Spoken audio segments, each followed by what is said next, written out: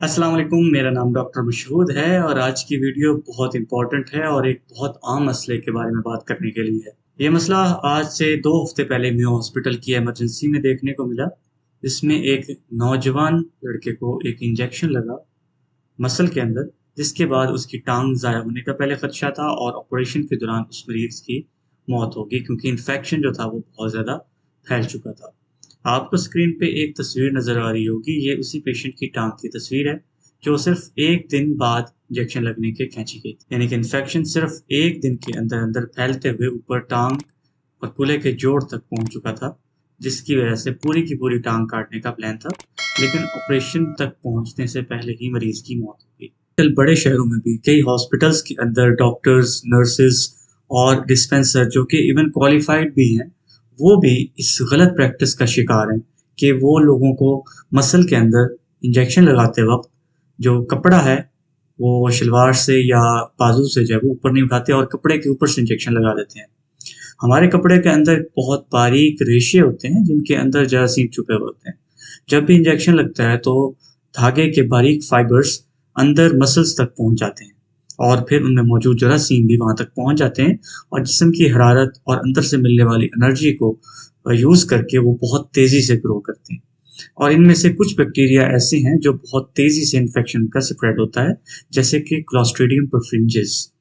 ये एक gas gangrene पैदा करने वाला जरासीम है, यानी कि जहाँ पे भी इसका इन्फेक्शन फैलता है, वहाँ पर आपको जल्द के नीचे हवा जमा होती हुई महसूस होती है और ये हर 1 घंटे में 1 सेंटीमीटर से और इससे भी ज़्यादा तेज़ी से स्प्रेड कर सकता है। यानी कि सिर्फ़ 2 दिनों के अंदर-अंदर पूरी टाँग जो है वो आपकी ज़ाया हो सकती है। ये इन्फेक्शन रेयर ज़रूर है, यानी कि बहुत कम लोगों में देखने को मिलता है, ख़ास तौर पर उन लोगों में देखने को मिलता है जिनकी क़ुव्वत मुदाफ़ियत कमज़ोर होती है।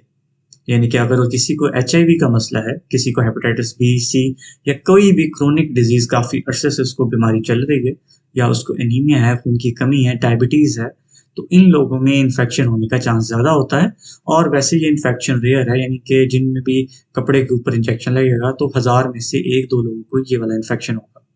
लेकिन इसके अलावा और भी बहुत सारे इन्फेक्शंस हैं जो इससे हो सकते हैं। फोड़े बनना, पस बनना, उस जगह पर एब्सेस बन जाती है जिसको बाद में ऑपरेशन की मदद से ड्रेन किया जाता है। एक छोटी-सी गलती से आप एक सीवियर इन्फेक्शन का शिकार हो सकते हैं और फिर जब ये इन्फेक्शन बॉडी के अंदर स्प्रेड करता है और लोग बर वक़्त सर्जन के पास नहीं जाते, तो इन्फेक्शन बॉडी में फैलने की वजह से तबीयत इतनी ख़राब होती है कि इंसान मल्टी ऑर्गन फेलियर की तरफ चला जाता है, जिसके अंदर आपकी एक से ज़्यादा अज़ा जो हैं वो फ़ेल होने लगते हैं। यानी आपके गुर्दे सबसे पहले मुतासिर होते हैं क्योंकि जब भी मसल डेड होना शुरू होते हैं इन्फेक्शन की वजह से, तो इनकी जो ब्रेक डाउन प्रोडक्ट है, जो उनके टूटने से, मसल्स के टूटने से प्रोडक्ट पैदा होती है मायोग्लोबिन, वो गुर्दों में जाती है। और गुर्दे जो हैं वो इतने बड़े मॉलिक्यूल को वॉश नहीं कर सकते, बॉडी से निकाल नहीं सकते, तो ये मॉलिक्यूल गुर्दों के अंदर जमा होता रहता है और नॉर्मल फिल्ट्रेशन जो है उसको भी इफेक्ट करता है। और नॉर्मल फिल्ट्रेशन जब इफेक्ट होगी तो आपके गुर्दे जो है वो मजीद आपके खून को वॉश नहीं कर सकते और किडनी फेलियर की तरफ चला जाता है। जब किडनी फेलियर होता है तो उसके साथ-साथ एक के साथ एक करके बाकी ऑर्गन भी, यानी कि लिवर भी फेल होना शुरू हो जाता है और इंसान अल्टर्ड स्टेट में, यानी कि नींद बेहोशी और कोमा की हालत में चला जाता है। अक्सर अद्वियात जो हम इंजेक्शन के थ्रू लगाते हैं वो आम तौर पर ओरल फॉर्म में भी, यानी गोली या कैप्सूल की फॉर्म में भी अवेलेबल है। बहुत कम ऐसे एंटीबायोटिक इंजेक्शन हैं या बहुत कम ऐसी अद्वियात हैं जो सिर्फ इंजेक्शन फॉर्म में आती हैं और उनको भी उस सूरत में रिकमेंड किया जाता है जब एक ज़ख्म इन्फेक्शन आपको हुआ है तो उसका कल्चर लिया जाता है। अगर कोई सिस्टेमिक इन्फेक्शन है जो आपकी पूरी बॉडी में फैला है तो खून का कल्चर करवाया जाएगा।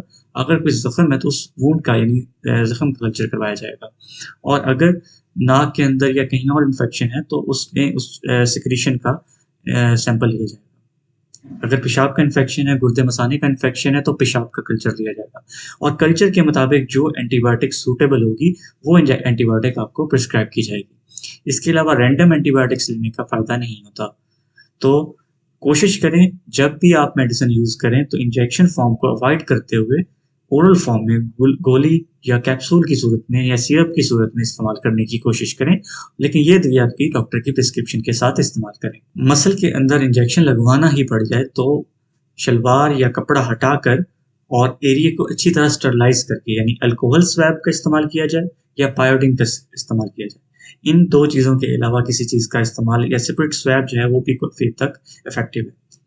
इन चीज़ों का इस्तेमाल किए बगैर किसी भी किस्म का इंजेक्शन मत लगवाएं, और आईवी इंजेक्शन यानी खून की नाली में रग के अंदर लगने वाला इंजेक्शन भी इसी के साथ इन 3 चीज़ों में से किसी एक के इस्तेमाल के बाद ही लगवाएं।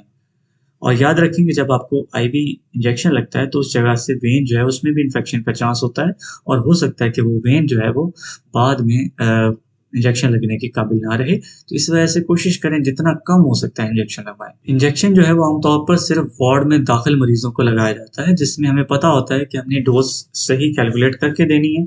और क्योंकि गोली जो है कैप्सूल खाते हैं उसमें डोज हर बंदे की थोड़ी सी ऊपर नीचे हो सकती है उसकी मेटाबॉलिज्म के लिहाज से। किसी का मेटाबॉलिज्म अच्छा है, किडनीज जो है वो ज़्यादा फ्लश आउट कर रही हैं, तो वो बॉडी के अंदर, खून के अंदर जो दवाई है उसकी मिकदार जो है वो थोड़ी सी कम हो जाएगी। जिसके अंदर गुर्दे काम सही नहीं कर रहे या लिवर सही काम नहीं कर रहा, उसमें खून के अंदर इसकी मिकदार थोड़ी बढ़ जाएगी।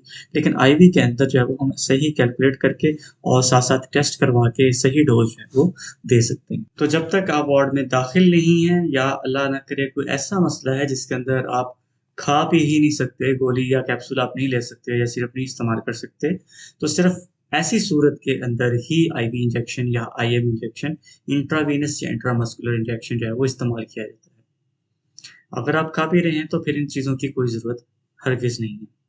इसी तरीके से जो टारगेट की ड्रिप्स के नाम पर वाम को लूटा जाता है उसके अंदर भी सिंपल पानी होता है और 1-2 मल्टीविटामिन इंजेक्शन या स्टेरॉइड का इस्तेमाल किया जाता है। इससे बेहतर है कि आप इतनी ही मिक़दार में पानी पी लें और मल्टीविटामिन टैबलेट्स जो हैं वो इस्तेमाल करें। उम्मीद है कि ये आप इतना इम्पोर्टेंट अवेयरनेस मैसेज दूसरों तक भी पहुँचाएँगे। मुझे अपनी दुआओं में याद रखिएगा। अल्लाह हाफ़िज़।